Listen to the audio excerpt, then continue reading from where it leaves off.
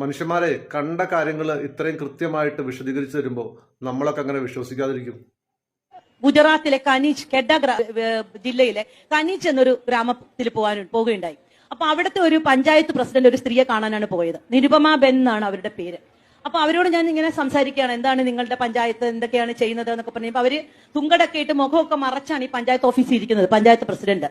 അവരോട് ഞാൻ ചോദിച്ചു, നിങ്ങൾ ഈ പഞ്ചായത്ത് പ്രസിഡന്റ് എന്നുള്ള നിലയ്ക്ക് നിങ്ങളുടെ ജീവിതത്തിൽ ചെയ്തിട്ടുള്ള അല്ലെങ്കിൽ നിങ്ങൾക്ക് കിട്ടിയിട്ടുള്ള ഏറ്റവും വലിയ നല്ല അനുഭവം എന്താണ് എന്ന് ചോദിച്ചപ്പോൾ അവരെന്നോട് പറഞ്ഞു, ഈ കഴിഞ്ഞ ശിവരാത്രിക്ക് ഇവിടുത്തെ ഞങ്ങളുടെ അമ്പലത്തില് ഒരു ദളിത് പെൺകുട്ടി കയറി വന്നു, അവളെ എല്ലാരും കൂടെ അടിച്ചു പുറത്താക്കി. അതിന് നേതൃത്വം നൽകിയത് ഞാനാണ്. അന്ന് രാത്രി അവളുടെ വീട് കുറെ ആളുകളെ വിട്ട് ഞാൻ അടിച്ച് തകർക്കുകയുണ്ടായി. അതിന് നേതൃത്വം നൽകിയതാണ് എന്റെ ജീവിതത്തിലെ ഏറ്റവും നല്ല കാര്യം.